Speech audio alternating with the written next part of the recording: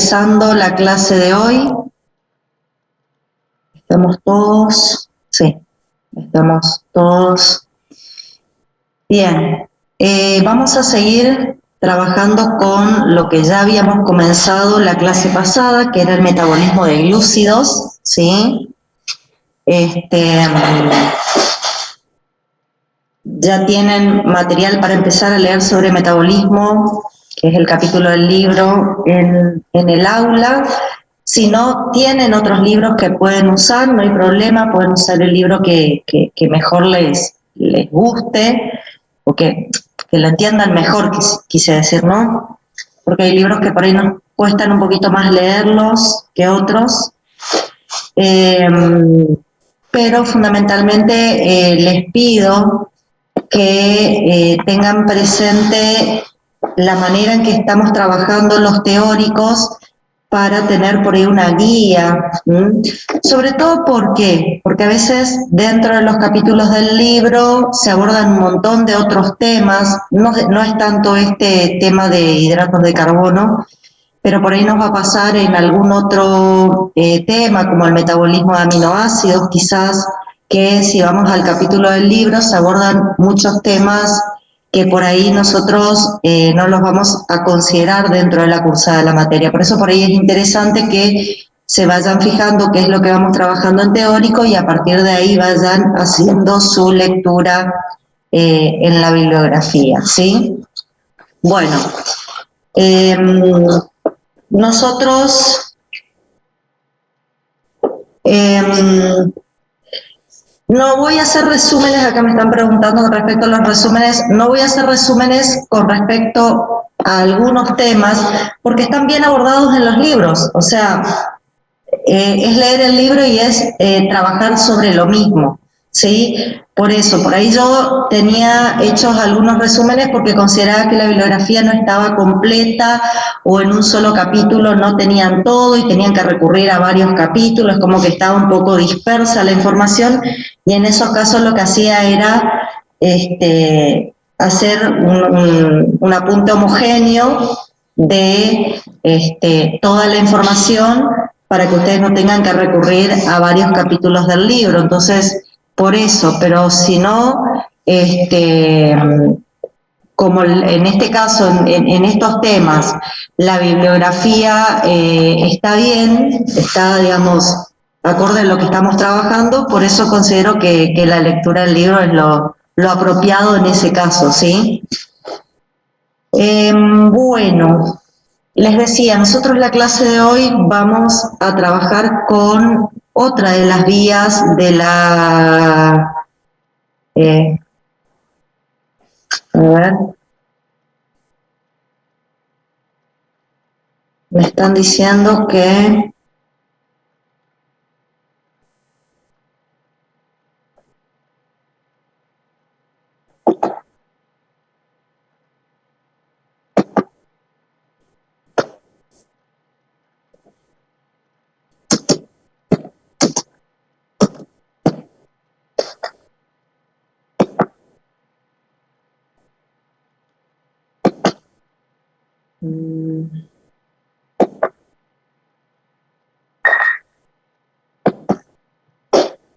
Un segundito, chicos.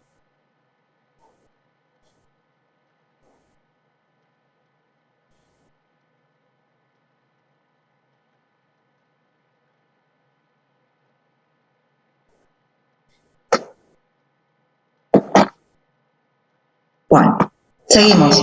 Les decía, vamos a trabajar la clase de hoy con la gluconeogénesis, que es la otra vía metabólica que nos quedaba trabajar esta semana, y la trabajamos de modo que, digamos, lo trabajamos asociada un poco a la clase anterior que era la glucólisis. ¿Por qué?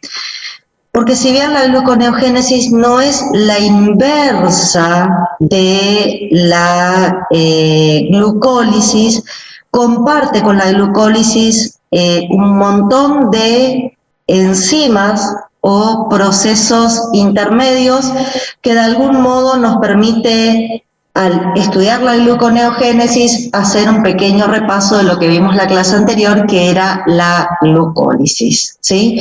Ustedes el Power lo tienen, pero ya les cuento, chicos, se me pasó, yo tengo que hacer un cambio en el Power porque hubo un pequeño error en una palabrita, así que yo voy a subir el Power y se los voy a poner Power corregido para que sepan que voy a subir con esa corrección.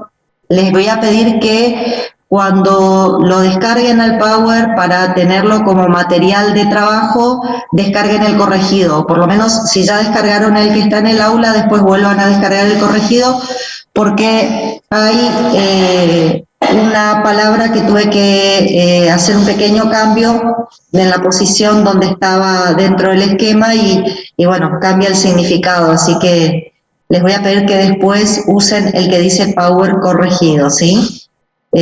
Lo iba a hacer ayer y entre una cosa y otra no lo hice. Bueno, voy a compartir pantalla, así ya podemos empezar a hablar en base a lo que tenemos como material de trabajo, ¿sí? Vamos a la parte de gluconeogénesis. Está en el mismo Power todo lo que vimos de glucólisis, pero quiero que arranquemos con el tema de hoy, que es la gluconeogénesis, ¿sí? Simplemente para definir qué es la gluconeogénesis, simplemente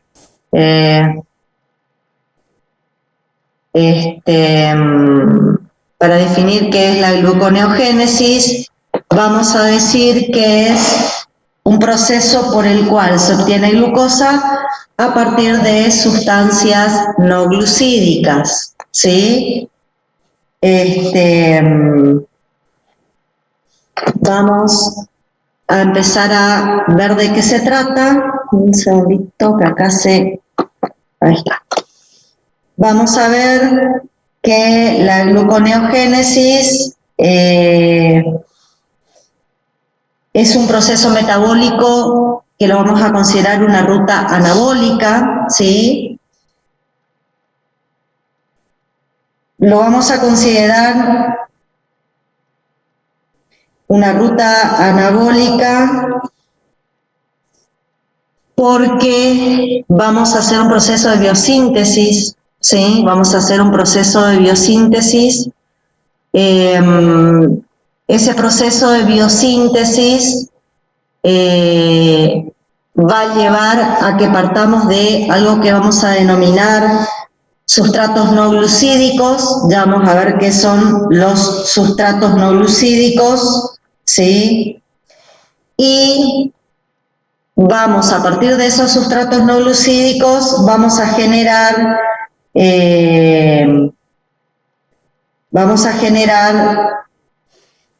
glucosa. Ese es el sentido de la gluconeogénesis como un proceso biosintético.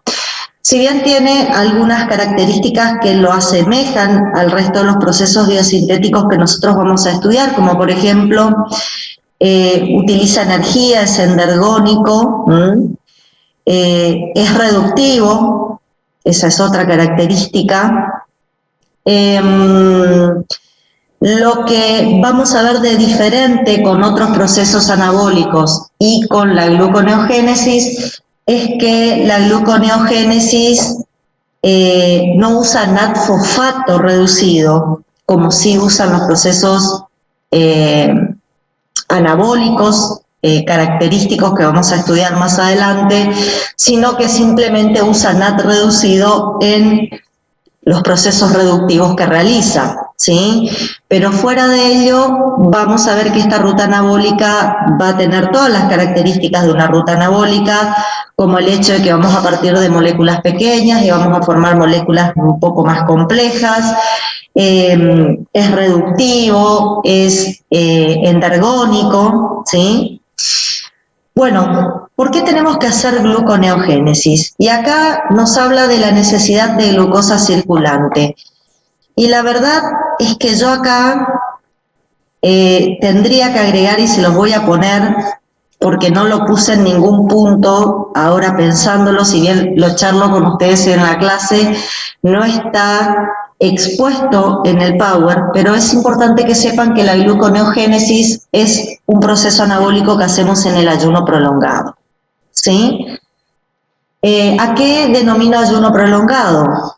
El ayuno prolongado es un proceso de ayuno que se realiza cuando estamos con más de 10 o 12 horas sin ingerir nutrientes.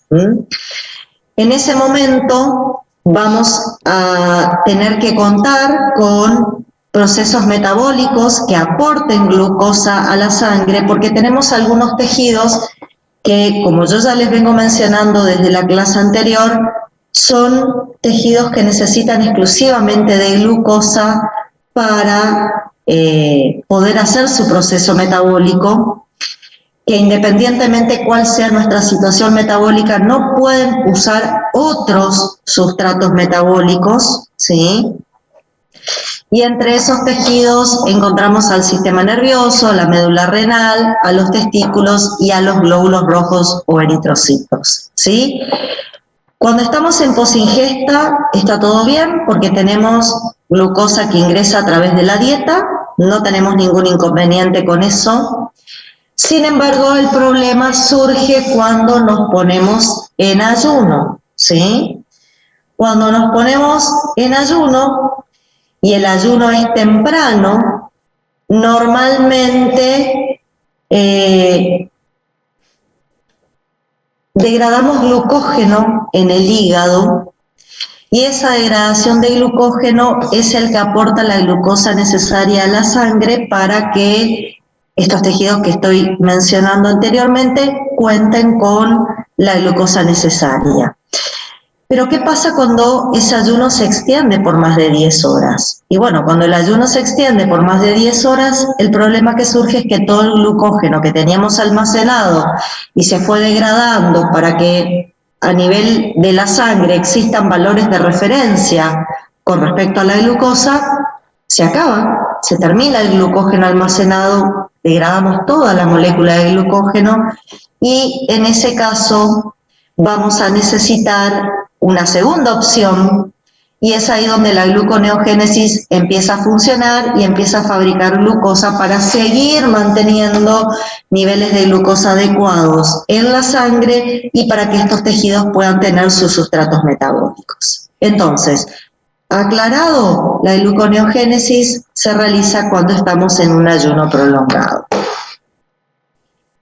¿Qué vamos a usar como sustratos no glucídicos? ¿Qué quiero decir cuando decimos sustratos no glucídicos? Quiero decir que vamos a usar sustancias que no son hidratos de carbono y a partir de esas sustancias que no son hidratos de carbono vamos a fabricar un hidrato de carbono que es la glucosa.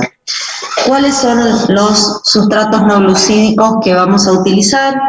Bueno, podemos usar lactato o ácido láctico, ya vamos a ver de dónde proviene. Podemos usar glicerol, que es un alcohol, o podemos usar diferentes aminoácidos como sustratos para realizar esta vía metabólica. A partir de dentro de un momento vamos a empezar a ver cómo realizamos la vía y ya vamos a ver cómo se introducen estos diferentes sustratos dentro de lo que es la gluconeogénesis. Bueno, un detalle.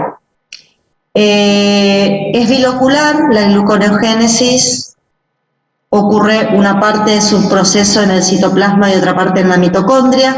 Nosotros hasta ahora estábamos acostumbrados a ver vías metabólicas que eran o solo mitocondriales o solo citoplasmáticas, que fueron las que vimos hasta ahora. Sin embargo, ¿sí? Esta vía tiene procesos que ocurren en citoplasma y procesos que ocurren en mitocondria. Por eso vamos a considerar una vía metabólica de tipo bilocular. Principalmente ocurre en el hígado. Dijimos en el hígado en ayuno prolongado. Sin embargo, el riñón puede participar cuando los ayunos son superiores, ¿sí?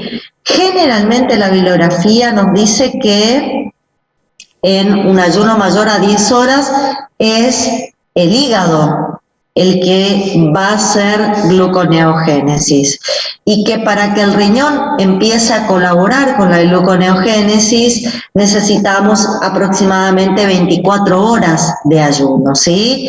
Sin embargo, no hay un consenso preciso en cuanto a los tiempos, pero lo que sí podemos decir es: el primer tejido que empieza con la gluconeogénesis es el hígado, y si el ayuno realmente se prolonga en el tiempo, el riñón puede empezar a colaborar con este proceso de ayuno.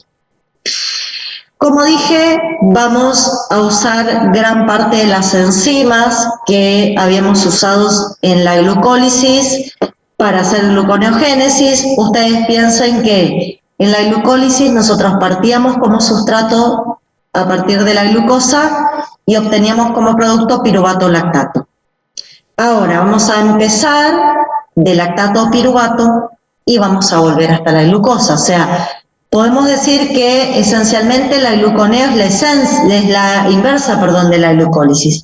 Sin embargo, la glucólisis tiene 3 reacciones químicas que son catalizadas por enzimas irreversibles, y eso hace que esos puntos no puedan ser vueltos atrás usando la misma enzima. Ahora ya les voy a explicar un poco este concepto de reacciones reversibles o reacciones irreversibles. O sea que en esos 3 puntos, la glucólisis y la gluconeogénesis se van a tener que modificar, van a diferenciarse, no se van a tener que modificar, van a diferenciarse, porque justamente cuando yo tengo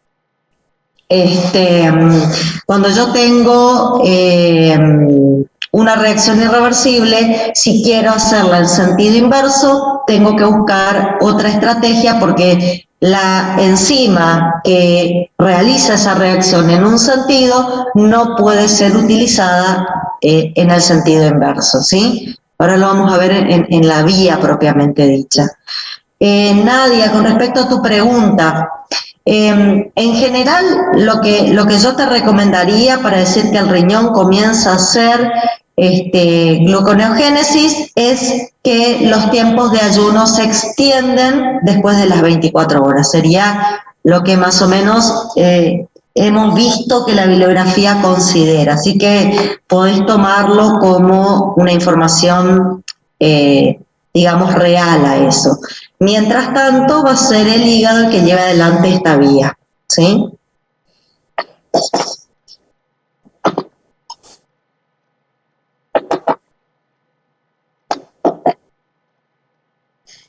Bueno, les decía, si bien la glucólisis y la gluconeogénesis comparten muchas reacciones químicas, vamos a ver que no es la reversa la glucólisis de la gluconeogénesis, no es la reversa de la glucólisis, porque si miramos la reacción general de la glucólisis y la reacción general de la gluconeogénesis, nos vamos a encontrar con que hay elementos que participan de una vía y que no están presentes en la otra.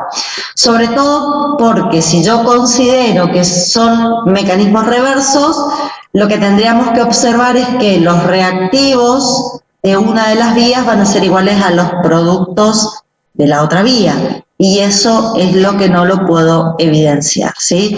Los reactivos de una vía no terminan siendo los productos de la otra. ¿Está? Fíjense, si bien la gluconeogénesis usa como reactivo al piruvato, vamos a marcarlo acá, si bien la gluconeogénesis usa como reactivo al piruvato y es producto de la glucólisis, usa ATP y es producto de la glucólisis, en la gluconeo aparece el consumo del GTP, que no es producto de la glucólisis, ¿sí? Entonces, ahí nos estamos dando cuenta que ya no son vías metabólicas semejantes. Y si comparo productos de la gluconeo con sustrato de la glucólisis, fíjense, aparece la glucosa, perfecto, también, aparece el ADP, aparece el NAD oxidado, pero fíjense, acá también aparece el GDP y aparece el fosfato inorgánico, que nos, bueno, el GDP sobre todo, el fosfato inorgánico lo tenemos, perdón, acá. Aparece el GDP necesario para la gluconeogénesis, como producto de la gluconeogénesis, y que no es reactivo de la glucólisis. O sea, no puedo decir que son procesos reversos, ¿sí? Acá tienen, y esta imagen nos explica un poquito o nos permite ver por qué no son procesos reversos, ¿sí? Fíjense a la derecha, en color azul, ustedes tienen todas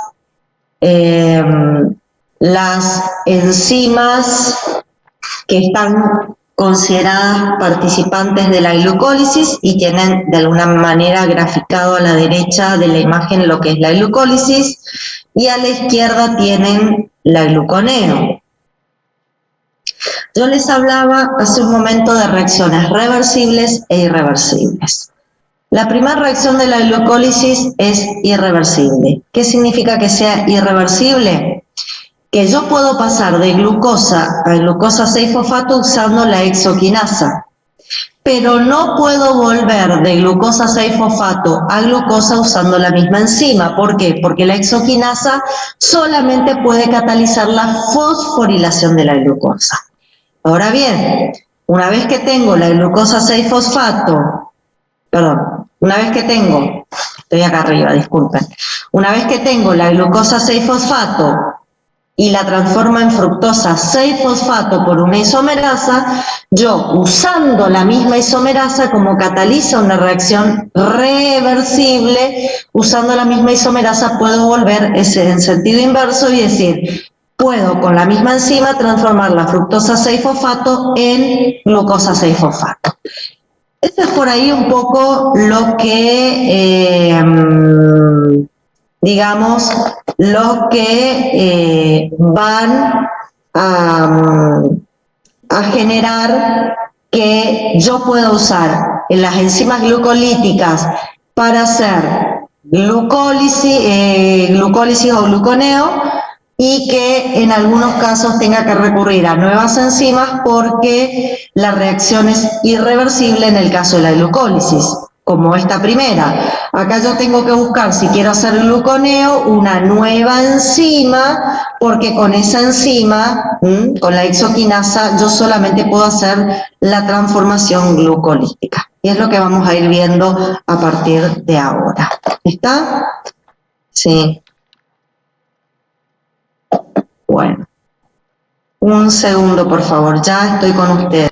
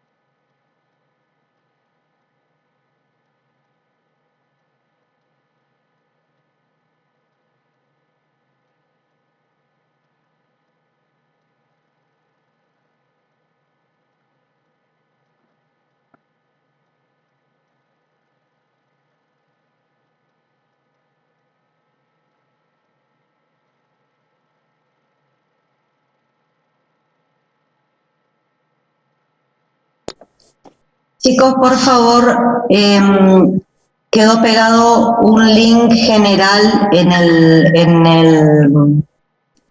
lo que yo les mandé para que entren al aula. Ahí les estoy mandando el link correcto a la clase, porque si no, no les van a poder tomar asistencia. Los que no entraron con ese link y no están logueados correctamente, salgan del aula y entren con el link que yo les pasé acá al chat. Así que los alumnos que están con el otro link salgan y vuelvan a entrar con este que les pasé al chat, porque si no, no les van a poder tomar la asistencia. Ahí me está avisando Bedelía. ¿Está? Les pido, por favor, sí, porque si no van a quedar ausentes, por más que estén, porque no podemos ver cuando se loguean. Salgan y vuelvan a entrar con este otro link. A los que están, salgan y vuelvan a entrar con el otro link, porque no van a poder ser tomadas, no le van a poder tomar la asistencia.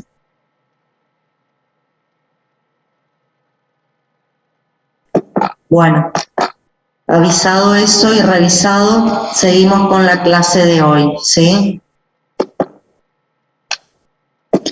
Vuelvo a compartir pantalla. Bueno, estábamos acá. Estábamos con, digamos, el proceso de ver, por un lado la glucólisis y por otro lado el gluconeo, y yo lo que les decía a ustedes es que lo que tenemos que observar acá es que si bien podemos usar muchas de las enzimas que habíamos usado en la glucólisis para hacer el proceso inverso y de esa manera realizar la gluconeo, hay tres reacciones, estoy marcando las tres, de la glucólisis, hay tres reacciones de la glucólisis, ¿sí?, que no son reversibles y vamos a necesitar, fíjense que aparece en otro color, acá en la gluconeo, aparece en otro color, porque tenemos que usar otro tipo de reacción, otro tipo de enzimas para llevar adelante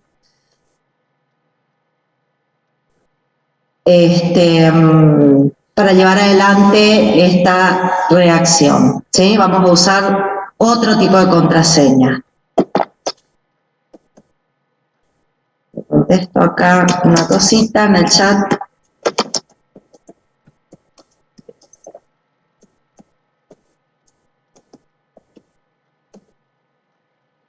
Bueno, seguimos. Tobías, ¿querés preguntar algo? ¿Podés activar micrófono? Ahí te estoy autorizando. Podés activar tu micrófono, Tobías. Profe, lo que es irreversible es la parte que estás en rojo. Claro, fíjate que vos, hay reacciones que las vas a poder hacer porque fíjate que la flecha va y vuelve usando la misma enzima, ¿ves? Toda esta parte que te estoy mostrando acá, vos ves que las reacciones van y vuelven con la misma enzima. Eso te indica que la reacción es reversible. Sin embargo, hay reacciones donde cuando haces glucólisis usas una enzima y va en un solo sentido la flecha, por lo tanto, cuando hagas gluconeo y quieras ir en sentido inverso, vas a necesitar una nueva enzima y es la que aparece acá en rojo, indicándote que para hacer gluconeo necesitas una nueva enzima. ¿Lo ves eso, Tobías? ¿Querés volver a preguntar algo? Ahí te estoy, sí. Sí, profe, entendí, gracias. Dale, gracias a vos. Bueno, vamos a ir viendo despacito. Simplemente lo que quiero que vean en esta imagen es, ustedes tienen la glucosa y por glucólisis llegan hasta piruvato, usando todas estas reacciones que vimos nosotros la clase pasada. Nosotros hoy queremos fabricar glucosa y vamos a empezar a partir de piruvato. O no, podemos empezar también en otros puntos, yo ahora les voy a mostrar. No necesariamente podemos empezar de piruvato, podemos empezar de otros puntos de la vía, ¿está? Y la idea es ir en sentido inverso y tratar de llegar a la glucosa. También podemos entrar acá a nivel de la dihidroxiacetona fosfato, es otra posibilidad de empezar la gluconeogénesis. Ya lo vamos a ver. Siempre, en todo caso, en esta gluconeogénesis, vamos a empezar de sustratos no glucídicos, sustancias que no son hidratos de carbono, y la idea es llegar a formar glucosa. En ese intento de formar glucosa, vamos a aprovechar, y acá presten atención con esto, porque esto se los voy a ir diciendo a lo largo de toda la clase. Vamos a aprovechar que el hígado en ayuno no está haciendo glucólisis, y después ya vamos a tratar de entender por qué el hígado en ayuno no hace glucólisis. Vamos a aprovechar que el hígado en ayuno no está haciendo glucólisis para usar esas enzimas glucolíticas, ¿sí? Usar esas enzimas glucolíticas y llevar adelante el proceso inverso. Ustedes piensen que las enzimas están en el citoplasma del hígado, pero no están funcionando porque la glucólisis no se está llevando adelante en el ayuno. Es por eso que las puedo usar para realizar otro proceso metabólico que hoy vamos a llamar gluconeogénesis. ¿Está? Eso es lo que quiero que entiendan. Bueno, fíjense, la clase de hoy, el producto final que queremos formar es la glucosa. Y vamos a partir, como dije, podemos partir de piruvato, donde vamos a usar alanina o lactato para generar ese piruvato. Podemos usar otros aminoácidos y acá podemos decir que puedo usar el aspartato para formar oxalacetato, porque vamos a ver que el oxalacetato es parte del proceso metabólico, es parte del metabolismo, ¿sí? Y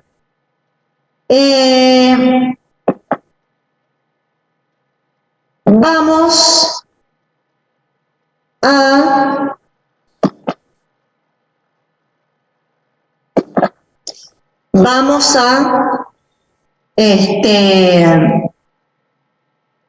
comenzar con otros aminoácidos desde oxalacetato y de ahí nos metemos en el resto de la vía. Ya vamos a ver cómo es. La segunda posibilidad, ¿cuál es? Transformar en dihidroxiacetona el glicerol, ingresar a la gluconeogénesis a través de la dihidroxiacetona. ¿Está? Bueno, ya vamos a ir viendo punto por punto, no se preocupen. Esta es una visión general de cómo vamos a llevar adelante el proceso. ¿Está? Vamos a continuar. Bueno, la idea es, vamos a empezar con la suposición que comenzamos con piruvato. Es una de las posibilidades. Nosotros vamos a empezar con esa suposición, que estamos haciendo gluconeogénesis y vamos a comenzar a partir del piruvato. ¿Está? A partir del piruvato, yo voy a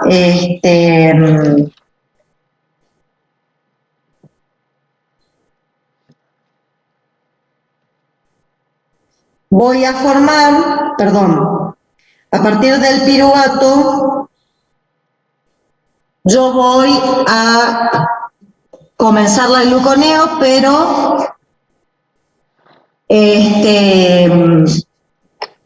voy a obtener sustancias no glucídicas de otros procesos metabólicos y esas sustancias no glucídicas van a hacer que yo pueda generar ese piruvato que necesito para la gluconeogénesis.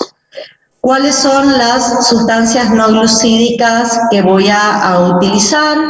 Lactato. El lactato, recuerden que se está produciendo constantemente en nuestro organismo, ya que estamos haciendo glucólisis anaeróbica en el glóbulo rojo y en el músculo en actividad física.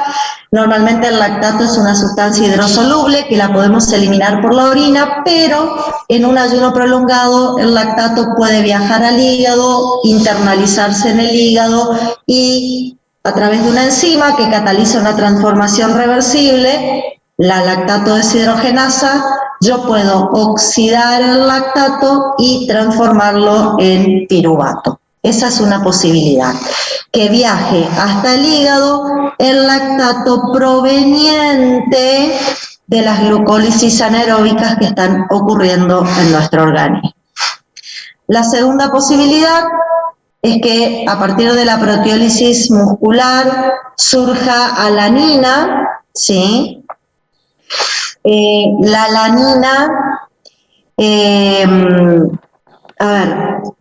ayuno prolongado el cortisol va a hacer que el músculo genere proteólisis y a partir de la proteólisis muscular, el músculo degrada sus proteínas para que los propios aminoácidos sean utilizados como sustratos metabólicos en el ayuno prolongado y en esa proteólisis se generan alaninas porque hay procesos de transaminación, ya vamos a estudiar más adelante ese tema, hay procesos de transaminación.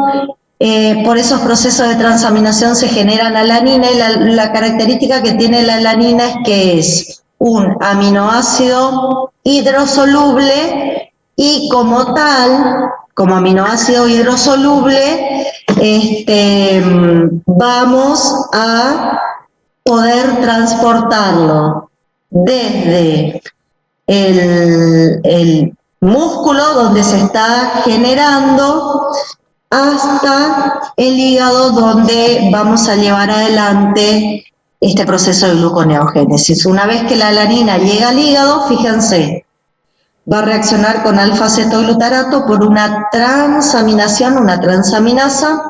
Lo que va a hacer la alanina es entregarle al alfa-cetoglutarato su grupo amino, acá lo tienen, ¿sí?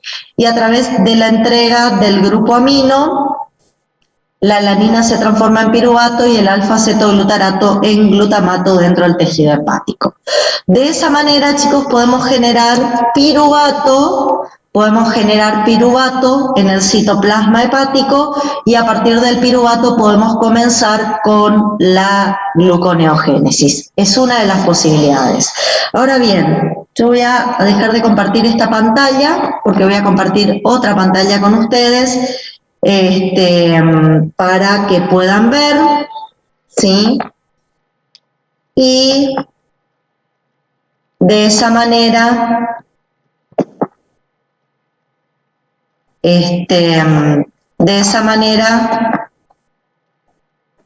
analicemos un poco la situación.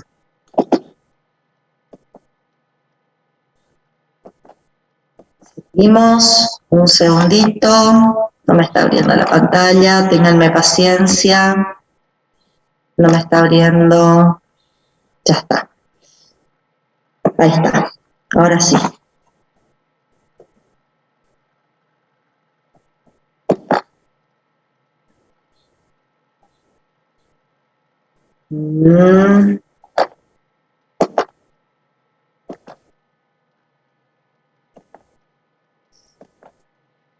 Bueno, ahí están viendo la pantalla que yo quería que vean. Un segundo que la voy a... Ahí está. Entonces, ustedes... Ahí está. Tenemos el piruvato, ¿sí? Esto está en citoplasma. y nosotros lo pudimos formar por reacciones reversibles a partir de alanina, que fue una opción. Dijimos que la alanina viajaba desde el músculo hasta el hígado para transformarse en piruvato, y la otra opción es desde el lactato. ¿Sí? Ustedes piensan que queremos llegar a glucosa. Estamos en esa idea. Tenemos que ir en este sentido, aprovechando la mayor parte de las reacciones que habíamos utilizado en la glucólisis. El tema es que si quiero ir hacia atrás, al ir hacia atrás me encuentro que del piruvato yo tengo que ir a fosfonolpiruvato si quiero seguir la glucólisis en sentido inverso.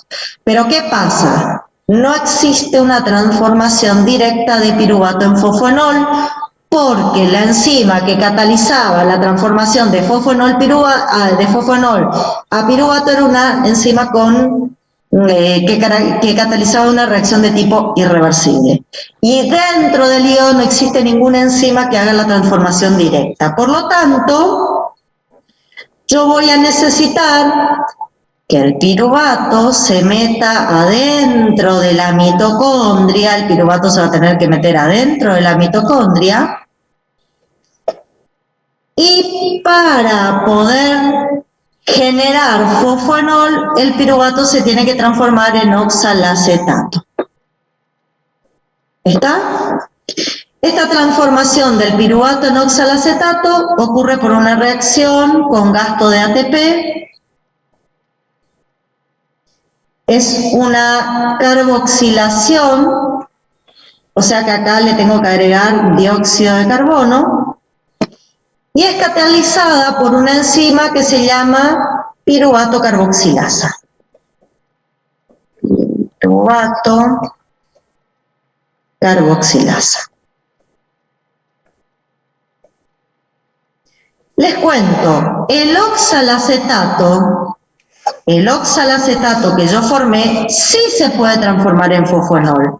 El problema es que cuando este oxalacetato quiere salir al citoplasma para transformarse en fosfonol, no puede salir de la mitocondria. ¿Por qué?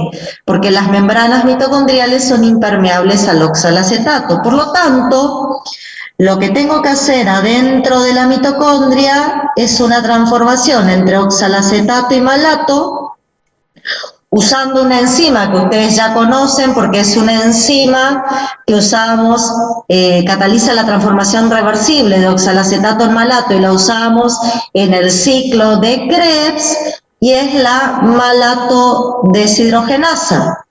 Esta malato deshidrogenasa transforma malato y oxalacetato de manera reversible. Eso permite que el oxalacetato se transforme en malato y el malato sí pueda salir al citoplasma.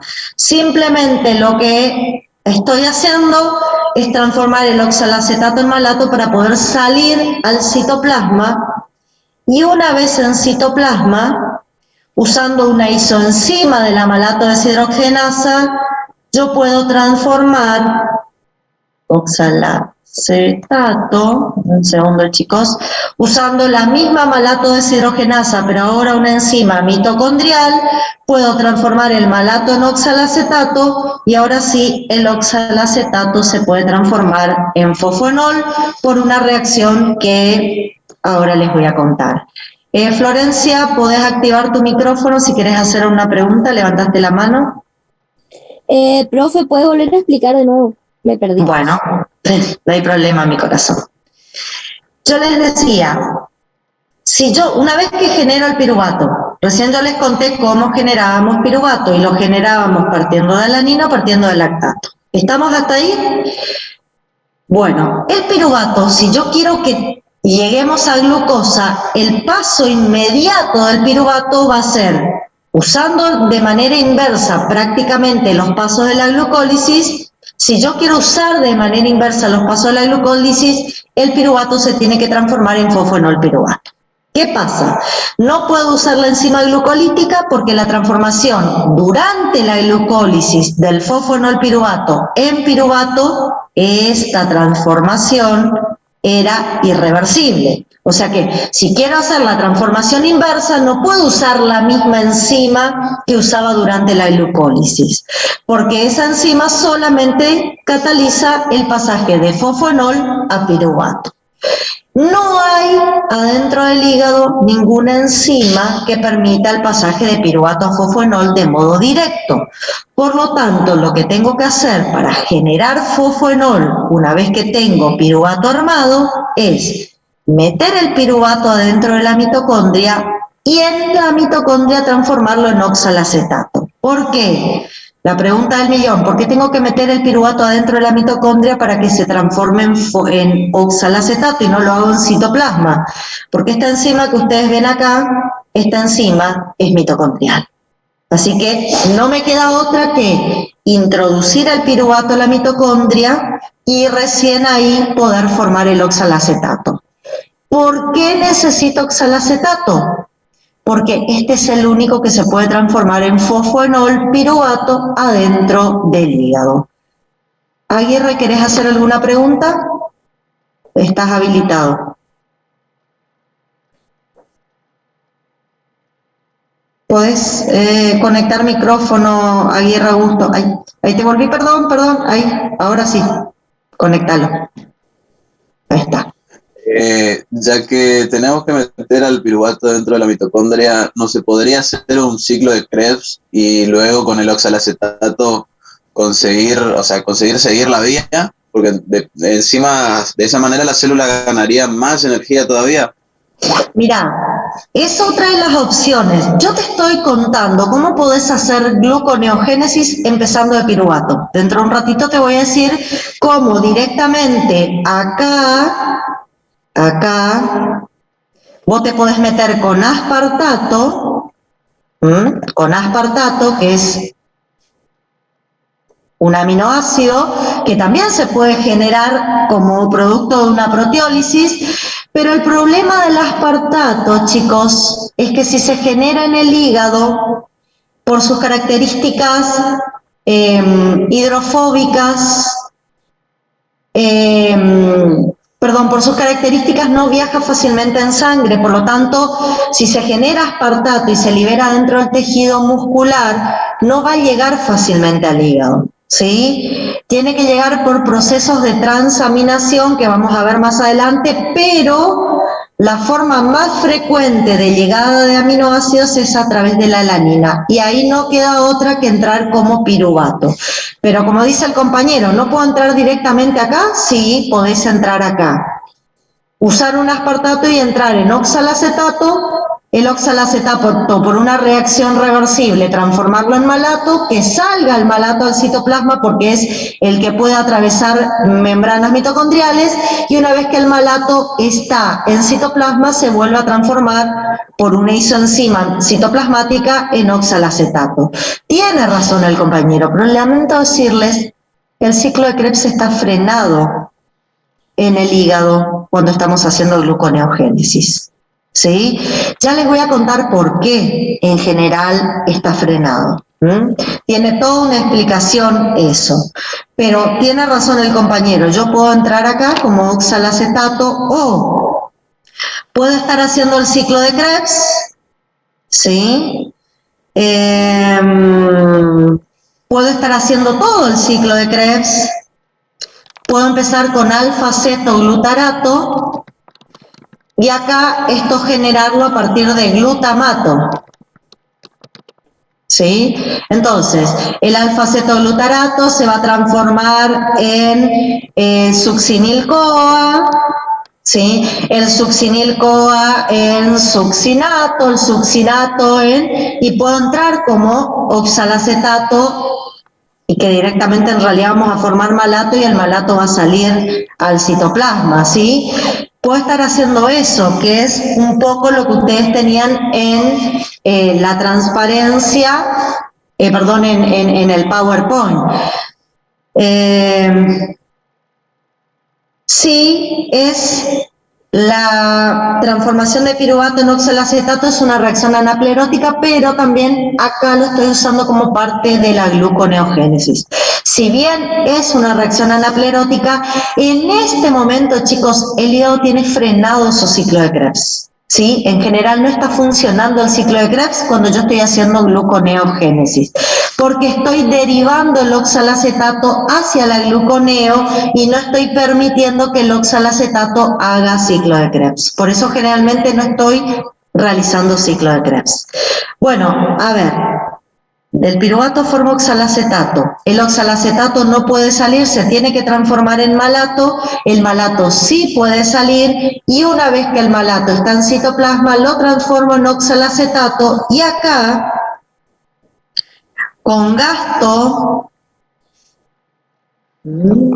ahí estamos, acá, con gasto de GTP, que se transforma en GDP, por una enzima que se llama fosfoenolpiruvato carboxiquinasa. Una vez que tengo el oxalacetato en el citoplasma, hay una descarboxilación, se pierde dióxido de carbono, el oxalacetato se transforma en fosfonol y de esa manera hice este paso a través de todo este proceso mitocondrial simplemente para transformar el oxalacetato en fosfoenolpiruvato, que yo lo necesito para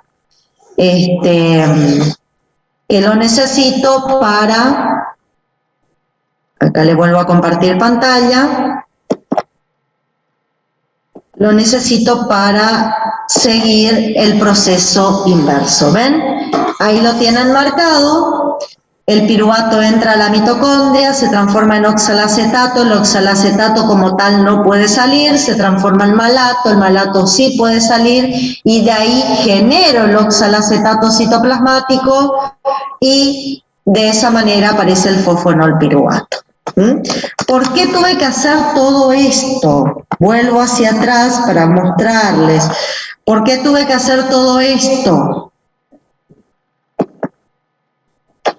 Porque esta reacción que está acá es irreversible. No puedo usar la misma enzima. Entonces tuve que hacer todo esto para llegar a fosfoenolpiruvato. Lo que me decía el compañero, ¿no puedo empezar directamente como oxalacetato? Sí, fíjense. A partir del propionil-CoA puedo obtener succinil-CoA y así generar oxalacetato para comenzar ahí. A partir de otros aminoácidos como el aspartato, directamente puedo comenzar como oxalacetato y empezar acá mi gluconeo y no necesito hacer este paso. ¿Sí? Puedo hacerlo. Lo que pasa es que yo hace un ratito les dije, vamos a suponer que empezamos la gluconeo desde piruvato. Sin embargo, no es la única manera, como pueden ver, puedo empezar la gluconeo directamente desde oxalacetato. Lo que sí, ahí tengo que tener en cuenta que si empiezo como oxalacetato, si empiezo acá, sí o sí lo tengo que transformar primero en malato para poder salir al citoplasma, si no, no sale. Bueno, entonces, transformamos piruvato en oxalacetato y una vez que el oxalacetato está en citoplasma se transforma en fosfoenolpiruvato. Estoy acá. Estoy acá y ¿qué es lo que ahora puedo observar una vez que llego a ese punto? Fíjense lo que aparece acá. Todas las transformaciones y los intermediarios que aparecen hasta el gliceraldehído 3-fosfato son intermediarios interconvertibles por reacciones reversibles. La misma enzima que yo usé en glucólisis puedo usar ahora para hacer los procesos inversos. ¿Qué quiero decir con esto? Una vez que yo tengo fosfoenolpiruvato, si quiero formar el 2-fosfoglicerato, puedo aprovechar la misma enolasa que había usado en la glucólisis y que está en el citoplasma del hígado sin ser utilizada en este momento, la puedo usar para hacer el proceso inverso. ¿Por qué puedo usar la enolasa? Porque la enolasa cataliza la transformación del 2-fosfoglicerato a fosfoenolpiruvato haciendo una deshidratación o hidratando puede transformar el fosfonolpiruvato en 2-fosfoglicerato. Podemos hacer ambas transformaciones usando la misma enolasa. Así como usé la misma enolasa, puedo usar la misma mutasa y ahora transformar el 2-fosfoglicerato en 3-fosfoglicerato, porque también es una reacción reversible por la mutasa. Una vez que tengo el 3-fosfoglicerato, puedo aprovechar la fosfoglicerato quinasa, que está en el citoplasma sin ser utilizada, y puedo transformar el 3-fosfoglicerato en 1,3 bifosfoglicerato, solamente que ahora voy a hacer una fosforilación, voy a gastar ATP. Recuerden que cuando hacíamos glucólisis, acá era una fosforilación a nivel de sustrato y generábamos ATP. Como estamos yendo en sentido inverso, ahora vamos a gastar ATP para formar el 1,3 bifosfoglicerato. Y luego, a partir del 1,3 bifosfoglicerato, puedo hacer, fíjense, una desfosforilación reductiva. ¿Y por qué digo una desfosforilación reductiva? Porque piensen que cuando hacíamos lo inverso y hacíamos glucólisis, hacíamos una fosforilación oxidativa, pero ahora voy en sentido inverso, quiero ir hacia atrás, voy a hacer una desfosforilación reductiva, voy a usar un NAT reducido y voy a generar un NAT oxidado, y eso me va a permitir que el 1,3 bifosfoglicerato se transforme en gliceraldehído 3-fosfato. Fíjense, en todo este proceso yo no necesité ninguna nueva enzima, pude usar todas las enzimas que ya había usado en la glucólisis, porque pude usar todas las enzimas que ya había usado en la glucólisis, porque justamente al ser enzimas que catalizaban reacciones reversibles, ellas pueden realizar el proceso inverso. De ese modo, pude haber partido de piruvato, o como bien consultó el compañero, pude haber partido de oxalacetato, ¿sí? Usando sustratos no glucídicos, como aminoácidos que se transformen en oxalacetato, y así llegué a un gliceraldehído 3-fosfato. Al llegar al gliceraldehído 3-fosfato, chicos, ustedes piensan que tienen una triosa. Para formar glucosa necesitan 2 triosas. Entonces, ¿qué vamos a hacer? Otro detalle, no necesitan cualquier segunda triosa, necesitan un gliceraldehído 3-fosfato para continuar con el proceso y necesitan una dihidroxiacetona fosfato. ¿Por qué? Porque el paso que sigue es usar la aldolasa, unir estas 2 triosas diferentes y formar la primer hexosa, que es la fructosa 1,6 bifosfato. ¿Sí? Ese es el paso siguiente. Yo llegué hasta acá, tengo un gliceraldehído 3-fosfato. Necesito una dihidroxiacetona fosfato. ¿Cómo hago para obtener una dihidroxiacetona fosfato? Puedo usar el glicerol que proviene de la degradación de triglicéridos en el tejido adiposo, ¿sí? En el tejido adiposo yo puedo, cuando estamos en ayuno, el tejido adiposo está degradando sus triglicéridos. A partir de la degradación de triglicéridos genera ácidos grasos libres y glicerol, ¿sí? Ese glicerol no tiene utilidad metabólica, es un alcohol, es hidrosoluble, puede viajar hasta el hígado, y en el hígado sí le puedo dar una utilidad metabólica, y fíjense, el glicerol que llega al hígado por una gliceroquinasa primero se va a transformar en glicerol 3-fosfato y luego por una deshidrogenasa el glicerol 3-fosfato se va a oxidar y va a formar la dihidroxiacetona fosfato. Esta es una oxidación del glicerol 3-fosfato a dihidroxiacetona fosfato.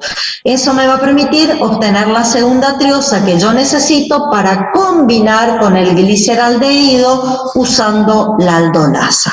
Esa es una opción. La segunda opción es hacer todo este proceso que hicimos, hacerlo 2 veces y generar 2 gliceraldehídos 3-fosfatos. Una vez que yo tengo 2 gliceraldehídos 3-fosfatos, puedo aprovechar esta isomerasa que está acá, puedo aprovechar esa isomerasa y transformar el gliceraldehído 3-fosfato en dihidroxiacetona fosfato. Entonces, un gliceraldehído queda como tal, el segundo gliceraldehído por la isomerasa se transforma en dihidroxiacetona fosfato y de esa manera yo tengo 2 triosas que usa la aldolasa, las 2 triosas que usa la aldolasa para formar la fructosa 1,6 difosfato. Tercera opción, puedo generar a partir del glicerol 2 dihidroxiacetona fosfatos, una de ellas transformarla en gliceraldehído 3-fosfato y unirlas por acción de la aldolasa. ¿Qué es lo que hace el hígado? Chicos, el hígado usa lo que tiene a mano. Si lo que tiene a mano es glicerol, la gluconeogénesis empieza acá. El glicerol se transforma en moléculas de dihidroxiacetona fosfato, algunas de ellas se transforman en gliceraldehído 3-fosfato, uno las 2 triosas por la aldolasa y entro a este nivel a la gluconeo. Si lo que tiene el tejido hepático es lactato o alanina, empiezo en piruvato. Si lo que tiene son otros aminoácidos que pueden transformarse en oxalacetato, acá empieza. El tema es que acá, en este punto, yo tengo que tener estas 2 triosas para llegar a ingresar a la etapa de las exosas. ¿Cómo obtengo estas 2 triosas? Como sea. Generando 2 gliceraldehídos y de ahí generando una dihidroxiacetona, solamente generando dihidroxiacetona y a partir de ahí generando el gliceraldehído. Y fíjense, acá va a empezar mi gluconeogénesis. No voy a hacer todo esto que está acá abajo, directamente no lo voy a hacer. ¿Está?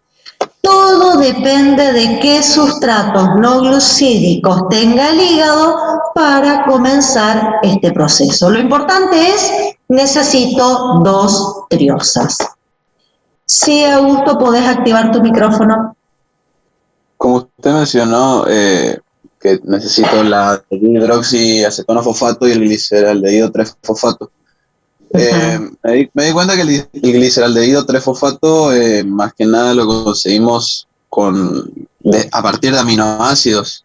Y la dihidroxiacetona fosfato la formamos más que nada con el alcohol que se produce por la lipólisis, ¿no es cierto?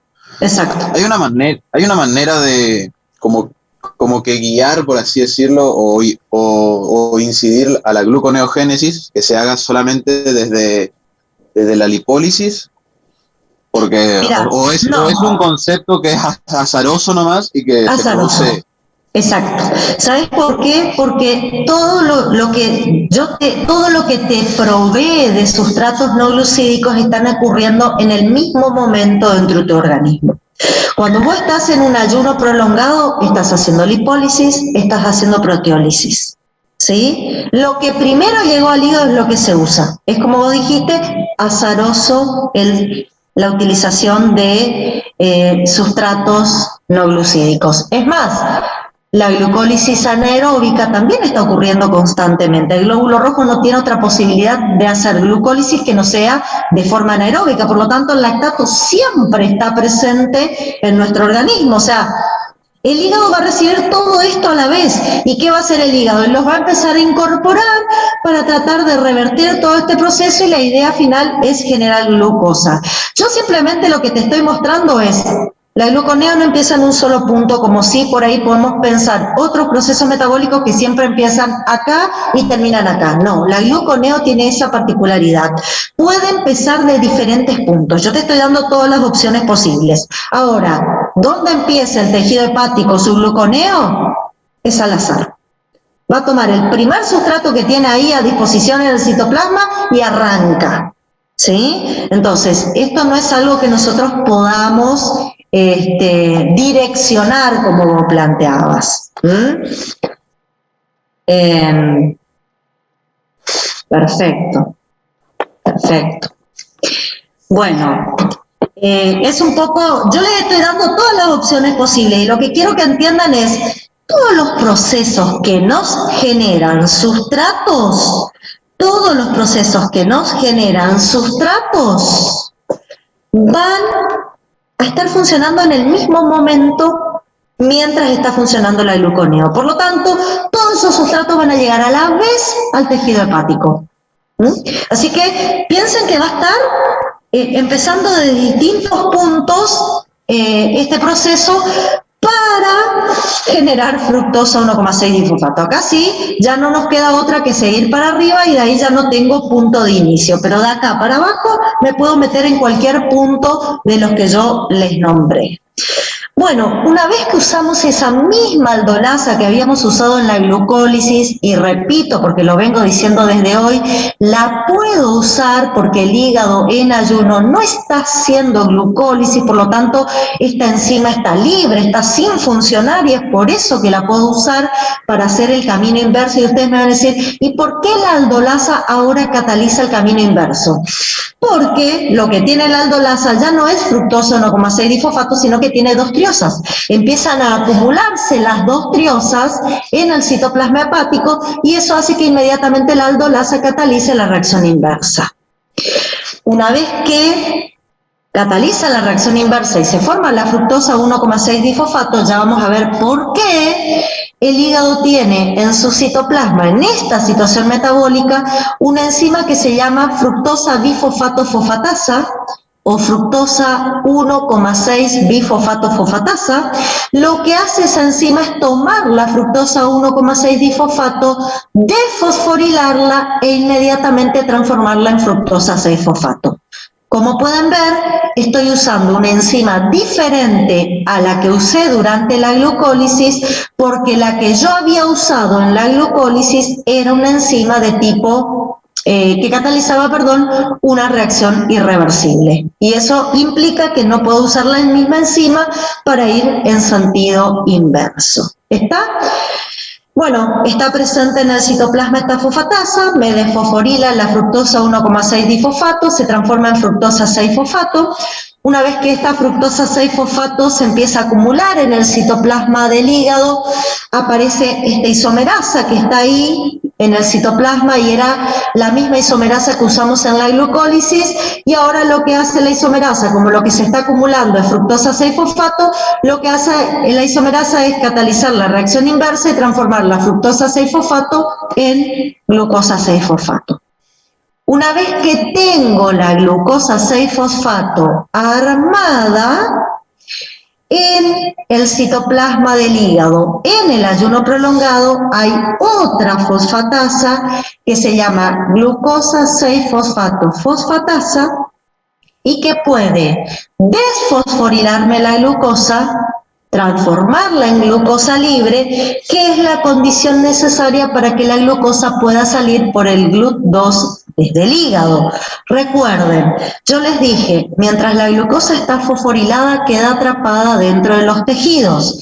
Cuando yo la desfosforilo por esta última enzima, que es la glucosa 6-fosfato fosfatasa, se empieza a acumular glucosa libre dentro del hígado y el GLUT2, que es un transportador bidireccional a favor de gradiente, ahora como tengo más glucosa adentro del hígado que en la sangre, lo que empieza a hacer es transportar la glucosa hacia afuera del hígado, hacia la sangre. Como es bidireccional el transporte, por ese GLUT2 en posingesta ingresa glucosa. ¿Y por qué ingresa en posingesta? Porque tengo más glucosa en sangre que adentro del hígado. Pero ahora, ¿qué pasa? Hay mucha glucosa que se está formando adentro del hígado, en la sangre hay menos, entonces el GLUT2 ahora va a permitir la salida de glucosa hacia la sangre. Y de ese modo, el hígado en ayuno prolongado le va a proveer a la sangre la glucosa que va a ser usada fundamentalmente por los eritrocitos, por el cerebro, por la médula renal y por los testículos, que son los tejidos que en ayuno siguen necesitando de la glucosa como fuente de energía. El resto de los tejidos aprovecha en ayuno otros sustratos metabólicos como los ácidos grasos o los aminoácidos y de ese modo deja libre la glucosa para estos tejidos que no pueden usar en general otra sustancia que no sea glucosa como fuente de energía. Ya vamos a ir viendo después por qué no pueden usar otra cosa que no sea glucosa como fuente de energía, ¿sí? Bien, entonces, volviendo, simplemente para ver la vía final, volviendo, un segundito, que me responda esto. Nosotros volvemos hacia atrás, fíjense, pudimos haber entrado a nivel del piruvato con lactato-alanina, pudimos haber entrado a nivel de oxalacetato con aspartato o propionil-CoA, pudimos haber entrado a nivel de dihidroxiacetona con glicerol. Lo importante fue formar esta fructosa 1,6 difosfato y por los últimos pasos que expliqué ahora generamos la glucosa que a partir de ahora va a salir hacia la sangre. ¿Está? ¿Qué tienen que saber, chicos?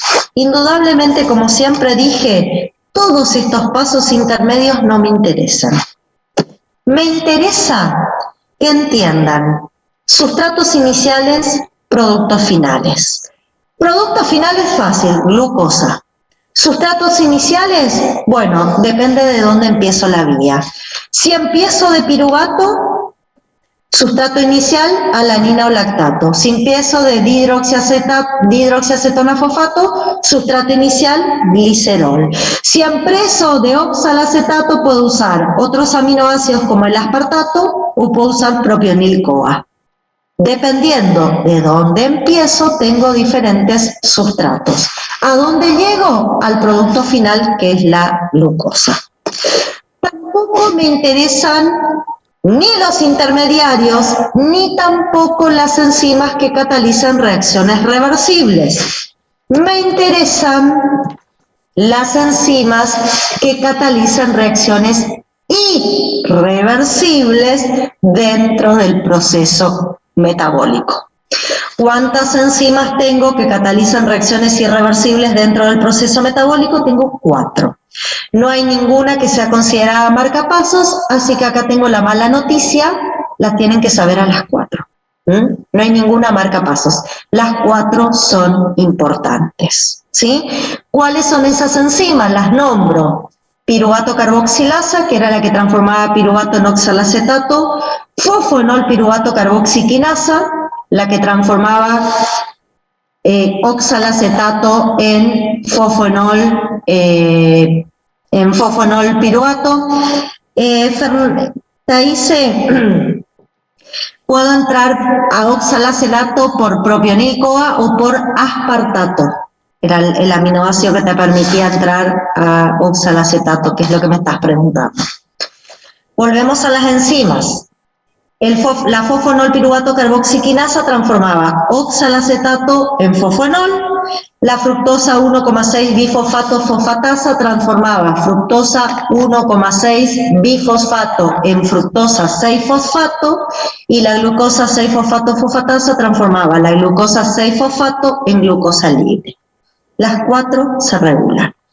Primero, para resumir, las 4 tienen regulación genética, perdón. Las 4 tienen regulación genética. Todas se inducen genéticamente por el glucagón, la adrenalina y el cortisol y se reprimen por insulina. Las 4, chicos, que yo nombré, el hígado solamente las puede tener en su interior cuando estamos en ayuno. Si nos ponemos en posingesta, estas enzimas no están en el hígado. Solamente cuando tenemos un ayuno, estas 4 enzimas aparecen. Por lo tanto, no es posible hacer gluconeo en otra situación que no sea en ayuno, porque las enzimas que determinan el proceso solamente aparecen en ayuno. Además, la piruvato carboxilasa tiene como modulador alostérico positivo el acetil-CoA derivado de la beta-oxidación de ácidos grasos, ¿sí? No tiene modulador alostérico negativo. Acá les quiero explicar algo Así que voy a volver a abrir una pantalla para poder explicarles esto.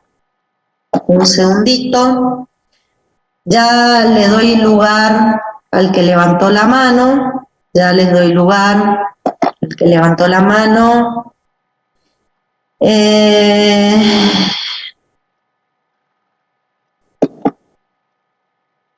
¿Podés activar micrófonos, Marcos? Profe, Sí. usted dijo que no está ligado debido a que en post-ingesta serían que están usadas para la glucólisis, ¿no? A ver, para. Yo lo que dije son, esas 4 sufren represión genética por insulina. Eso significa que no se pueden sintetizar cuando el hígado está en posingesta y hay insulina presente. El resto de las enzimas están siempre. Las enzimas que catalizan las reacciones reversibles están siempre, tanto en posingesta como en ayuno. Esas 4 solo están en ayuno porque se inducen genéticamente por las hormonas del ayuno y no están en posingesta porque se reprimen genéticamente por insulina. No sé si eso es lo que me estabas preguntando. A ver. Gracias, perfecto. Bueno, les decía, quiero que evaluemos un poco esto que yo les hablaba de el piruvato, ¿sí? Nosotros, yo dije, pasábamos de piruvato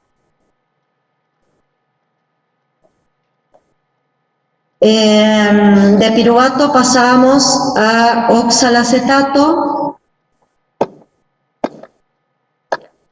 por la enzima que era la piruvato carboxilasa, lo voy a resumir ahí, ¿sí?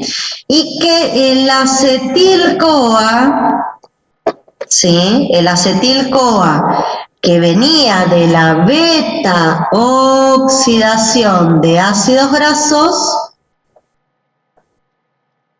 y que iba a aumentar mucho adentro de la mitocondria del hígado en esta situación, esto iba a actuar como modulador positivo.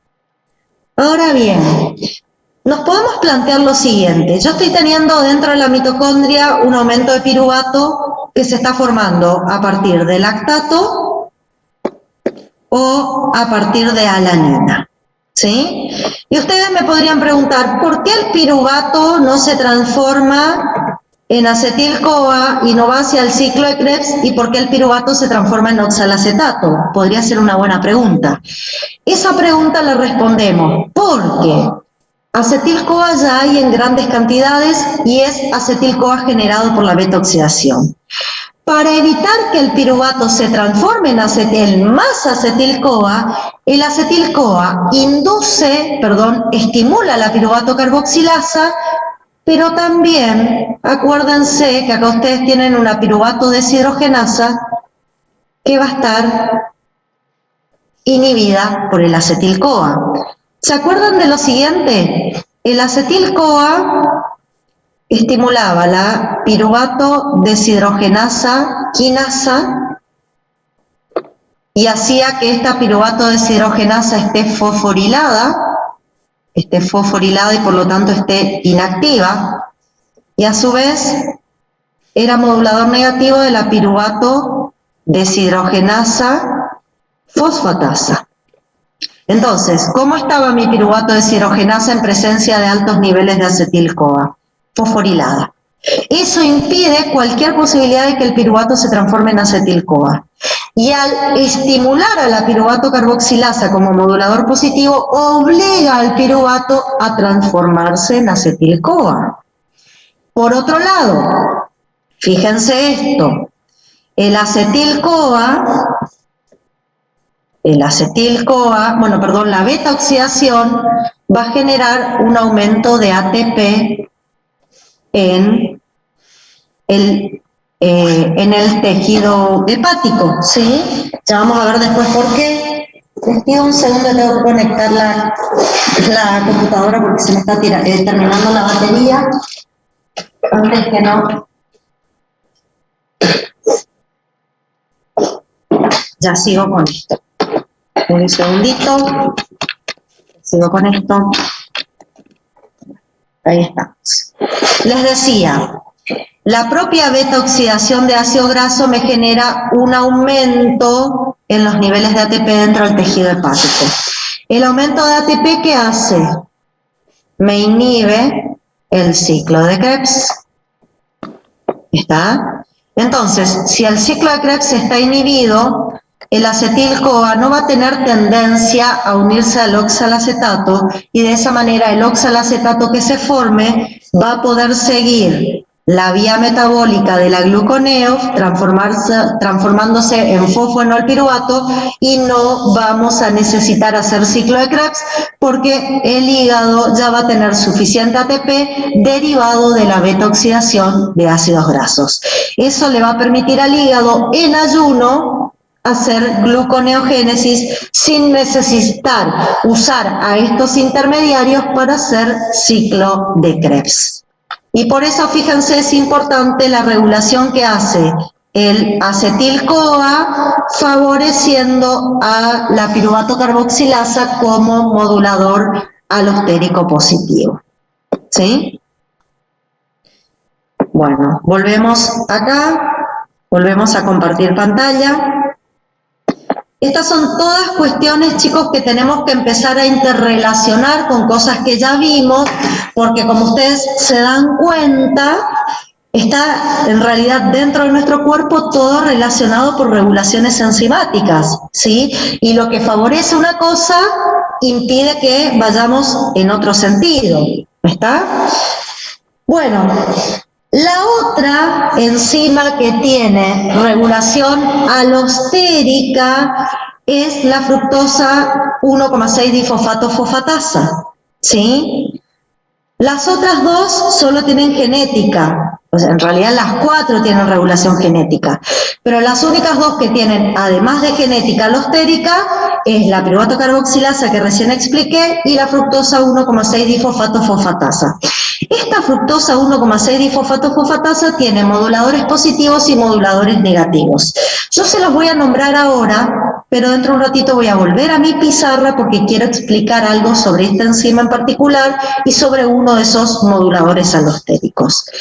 ¿Cuáles son los moduladores alostéricos de la fructosa 1,6-difosfato-fosfatasa? Los positivos son ATP y citrato, y los negativos son ADP, AMP y una sustancia que se llama fructosa 2,6-difosfato. Por ahora déjenlo ahí, porque a partir de acá yo les quiero explicar algo sobre esta enzima en particular y sobre algo que vamos a denominar, y lo tengo creo que... sobre algo que vamos a denominar la regulación coordinada de la glucólisis y la gluconeogénesis en el hígado. ¿Está? Yo no sé si... Un segundo.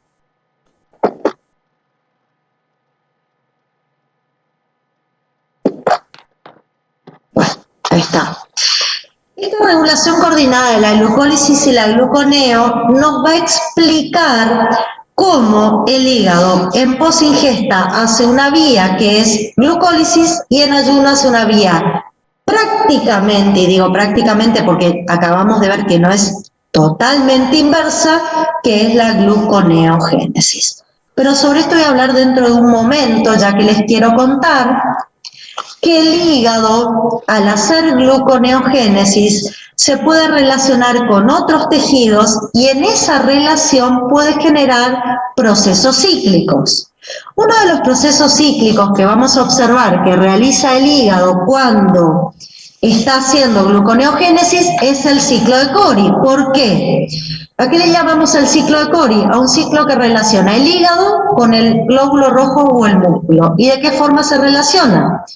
Si yo tomo en cuenta que el glóbulo rojo o el músculo, al hacer glucólisis anaeróbica, genera lactato y que el lactato puede ir al hígado por gluconeo, generar glucosa, la glucosa salir a sangre y esta glucosa volver a ser usada por el glóbulo rojo o el eritrocito, vemos que constantemente se produce un proceso cíclico que va a relacionar a estos tejidos constantemente en un ayuno prolongado. Un detalle, cuando hablo del músculo, voy a decir que el ciclo de Cori se produce en el músculo en actividad física en ayuno prolongado. ¿Por qué digo en actividad física y en ayuno prolongado? Tiene que estar en actividad física porque para que se genere el lactato tiene que estar haciendo glucólisis anaeróbica y eso solo lo hace en actividad física. Además, si quiero que el músculo incorpore glucosa y tenga el GLUT4 expresado en la membrana en ayuno prolongado, tiene que estar en actividad física, porque si el músculo en ayuno prolongado estuviera en reposo, el GLUT4 estaría en el citoplasma y no expresado en la membrana, debido a que en reposo el músculo es insulino dependiente. Por lo tanto, cuando relaciono al ciclo de Cori con el hígado y el músculo, digo, el hígado hace ciclo de Cori con el músculo en actividad física en ayuno prolongado. Si no, el ciclo de Cori no existe en el caso del músculo. Además del ciclo de Cori, tenemos el ciclo de la alanina. ¿Por qué? Es un ciclo que relaciona el hígado y el músculo. El músculo, por su parte, en ayuno prolongado está haciendo proteólisis, está haciendo transaminaciones y esto produce altos niveles de alanina. La alanina, debido a sus condiciones químicas, puede salir a sangre, puede pasar al hígado, en el hígado transformarse en piruvato, el piruvato en glucosa, la glucosa salir a sangre y el músculo puede volver a tomar la glucosa para su metabolismo dentro del tejido. Ya vamos a hablar con más detalle este metabolismo hepático, sobre todo la transaminación y la utilización de glucosa dentro del ayuno prolongado a nivel muscular, ¿sí? Pero fíjense, acá se vuelve a generar un proceso cíclico, donde el intermediario es la alanina, ¿sí? Bueno, ahora sí vamos a hablar de la regulación coordinada y vamos a explicar por qué el hígado hace glucólisis solo en posingesta y gluconeo en ayuno. Y la explicación es la siguiente. Yo en realidad voy a usar la otra pantalla porque voy a trabajar con la pizarra nuevamente.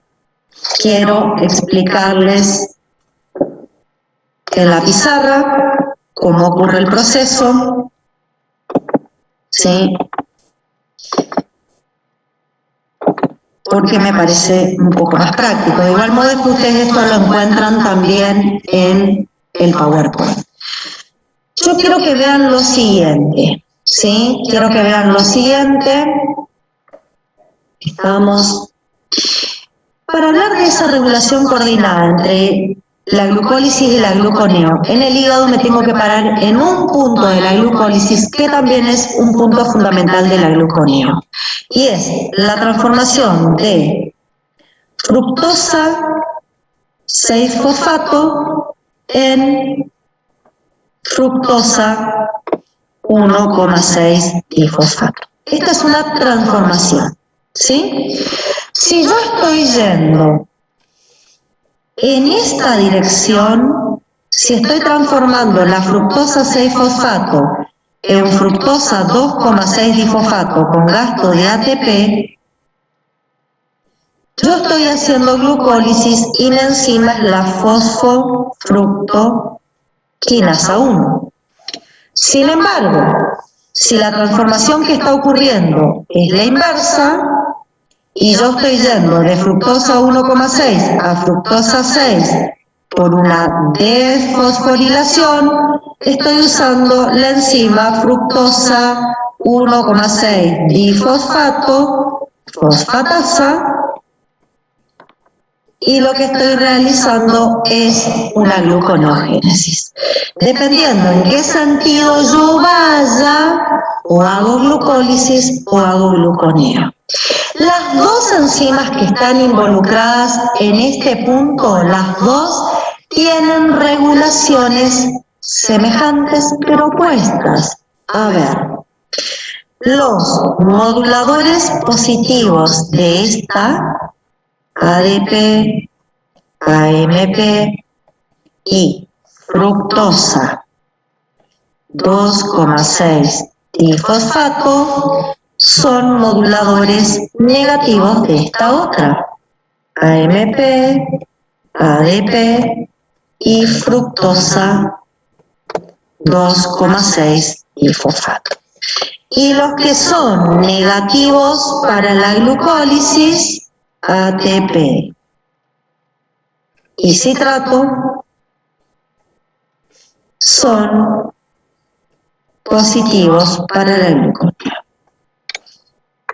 Si bien esta regulación es inversa, hay un intermediario que es la fructosa 2,6 difosfato, que es el más importante en determinarme si vamos a hacer glucólisis o vamos a hacer gluconeogénesis.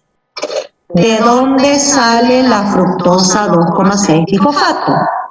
La fructosa 2,6 difosfato es una sustancia que en el propio hígado nosotros la vamos a generar partiendo de fructosa 6-fosfato, gastando un ATP, y lo vamos a transformar en fructosa 2,6 difosfato. La enzima que va a catalizar esta transformación se llama fosfofructoquinasa 2.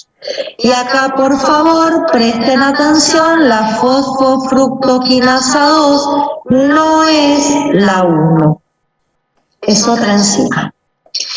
Esta fosfofructoquinasa 2 es una enzima muy particular, porque de todas las enzimas tiene una característica. Es una enzima bifuncional. ¿Qué significa que sea una enzima bifuncional? Significa que es una enzima que tiene dos actividades catalíticas diferentes. ¿Cuáles son?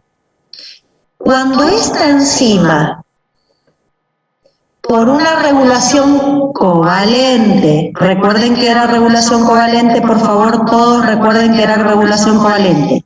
Cuando esta enzima por una regulación covalente está desfosforilada, ella actúa como quinasa. Sin embargo, cuando por regulación covalente la fosforilo, actúa como fosfatasa. ¿Con esto qué quiero decir? Y presten atención, que cuando esta enzima está desfosforilada, va a tomar fructosa 6-fosfato del citoplasma del hígado, lo va a transformar en fructosa 2,6 difosfato, que va a aumentar dentro del hígado, y esta fructosa 2,6 difosfato me va a provocar una estimulación de la glucólisis y una inhibición de la gluconeo. O sea, cuando aumentan los niveles de fructosa 2,6 difosfato dentro del hígado, yo hago glucólisis, pero no puedo hacer gluconeo. La pregunta que ustedes se tienen que hacer es, ¿y cuándo aumenta fructosa 2,6 difosfato? Cuando está desfosforilada la enzima. Pregunto yo, ¿cuándo esta enzima va a estar desfosforilada? ¿Cuándo esta enzima va a estar desfosforilada? ¿Qué yo necesito para que esta enzima esté desfosforilada? Necesito fosfatasas. Necesito fosfatasas que estén estimuladas por insulina. Recuerden, la insulina se une a su receptor, estimula fosfatasas, las fosfatasas van a hacer que esta enzima esté desfosforilada y de fosforilada va a aumentar los niveles de fructosa 2,6-difosfato, favoreciendo en el hígado la glucólisis e impidiendo la gluconeogénesis. ¿Cuándo va a ocurrir eso? En posingesta. Es por eso que en posingesta el hígado hace glucólisis, pero no hace gluconeogénesis, porque tiene, gracias a la insulina y a la fosfatasa que desfosforilan a la enzima disfuncional, tiene altos niveles de fructosa 2,6-difosfato que favorece la glucólisis y impide hacer gluconeogénesis.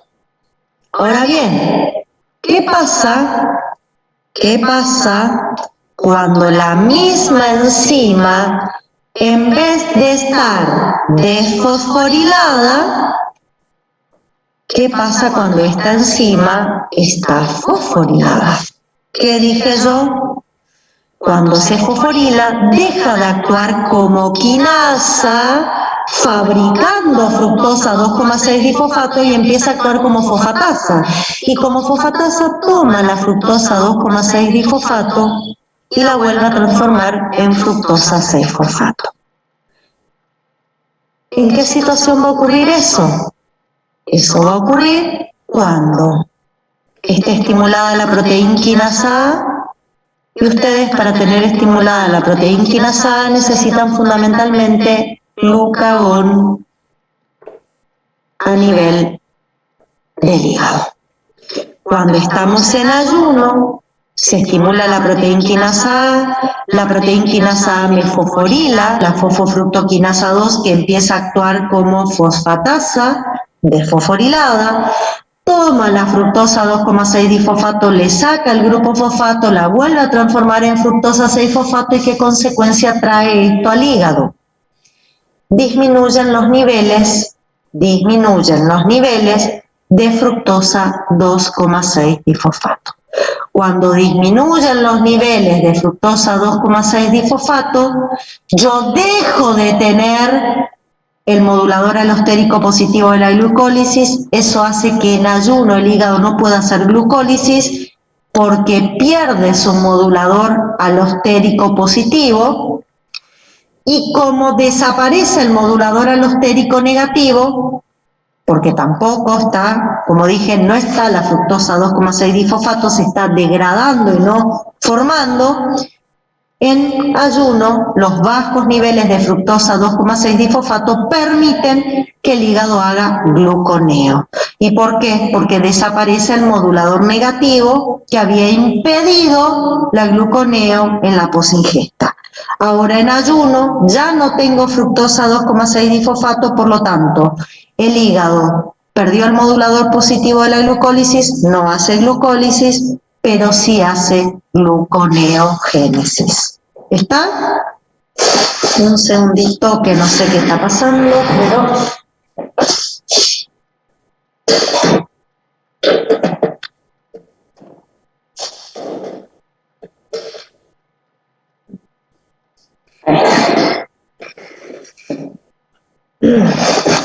Bueno, eso, chicos, ustedes lo tienen explicado en el PowerPoint. Si lo miramos, ahí lo tienen. Esta es la regulación de las dos enzimas por moduladores positivos, y acá aparece la fructosa 2,6-difosfato inhibiendo la gluconeo y estimulando la glucólisis, ¿sí? Y después vemos cómo se forma la fructosa 2,6-difosfato cuando la fosfofructoquinasa 2 está desfosforilada por la fosfatasa estimulada por insulina. Se forma la fructosa 2,6-difosfato, ¿sí? Porque la enzima actúa como quinasa y aumentan los niveles de fructosa 2,6 que estimula la glucólisis e inhibe la gluconeo. Sin embargo, cuando nos ponemos en ayuno, glucagón, adrenalina estimulan proteinquinasas, la fosfofructoquinasa 2 se fosforila actúa como fosfatasa, degrada la fructosa 2,6-disfosfato, la vuelve a transformar en fructosa 6-fosfato, los niveles de fructosa 2,6-disfosfato disminuyen, y esto hace que no, digamos, esa fructosa 2,6-disfosfato que estimulaba la glucólisis e inhibía la gluconeo, ahora va a estar disminuida, entonces la glucólisis no va a poder llevarse a cabo y la gluconeo sí se va a poder verificar. ¿Está? Entonces, eso es importante que tengan en cuenta como regulación coordinada para entender por qué el hígado en posingesta puede hacer glucólisis y en ayuno puede hacer gluconeogénesis. ¿Está? Bueno. ¿Alguna pregunta con respecto a esto? Les cuento algo. Les voy a subir la grabación de esta clase porque creo que todas estas regulaciones las tienen que volver a pensar, las tienen que volver a escuchar y además con algunos de los grupos anteriores tuve interrupciones de internet, así que por ahí no se pudo escuchar completa la clase, así que esta clase también la voy a subir al aula virtual para que ustedes la puedan volver a escuchar y puedan volver a ver todas estas regulaciones.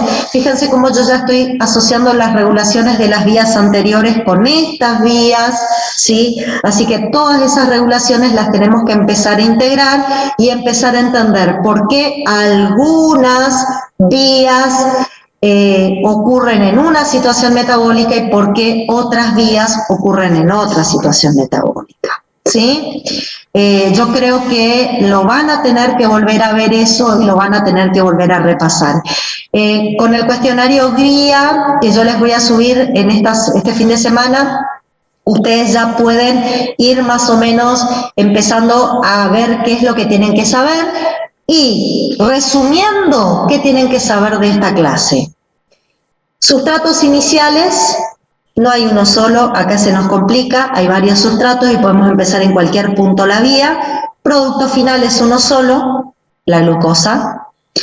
Enzimas que se regulan, acá tienen 4, tienen que saber la regulación de las 4, no queda otra. Tienen que saber que la gluconeogénesis es bilocular, ocurre en ayuno prolongado, fundamentalmente en el hígado, que es para generar glucosa para aquellos tejidos que en ayuno no pueden usar otros sustratos metabólicos, que la gluconeogénesis a través de ciclos se puede relacionar con otros tejidos, existe el ciclo de Cori, el ciclo de la alanina, y que existe una regulación coordinada que permite o es la responsable de que la glucólisis solamente exista en el hígado en la posingesta y no en el ayuno, y que en el ayuno, usando parte de las enzimas glucolíticas, el hígado puede hacer gluconeogénesis, ¿sí? Esa regulación coordinada es llevada a cabo por la fructosa 2,6-disfosfato, que se puede formar o degradar por una enzima bifuncional que se llama fosfofructoquinasa 2. Dependiendo cómo está esa enzima bifuncional, si está desfosforilada o fosforilada, yo puedo aumentar la fructosa 2,6-disfosfato y favorecer la glucólisis e impedir la gluconeo, o puedo disminuir los niveles de fructosa 2,6-disfosfato y eso en última instancia me va a impedir la glucólisis y va a favorecer la gluconeogénesis. ¿Está? Bueno, eso es lo que tienen que saber. Yo en 3 minutos hice un resumen. El tema es que hay que acordarse las regulaciones más que nada, que creo que es lo más complejo que tienen en esta clase. ¿Está? Y yo las regulaciones se las hice en la pizarra, así que si ustedes las vuelven a ver, van viendo despacito cómo ocurre ese proceso de regulación. ¿Estamos? Bueno, preguntas. Tenemos unos minutitos ahí, ya estamos al borde, pero pueden hacer alguna pregunta si quieren. Si no, como siempre les digo, es un placer tenerlos ahí del otro lado. Les agradezco que estén ahí y los espero la semana que viene para seguir con las últimas clases de glucogenogénesis, glucogenólisis vía las pentosas y otras exosas. Y después ya vayan preparándose porque viene el parcialito de metabolismo de hidratos de carbono y empezamos con lípidos. Así que empezamos de vuelta, ¿eh? Bueno, nos vemos chicos la próxima entonces, si no hay preguntas. Chau, chau, hasta luego, gracias por estar ahí.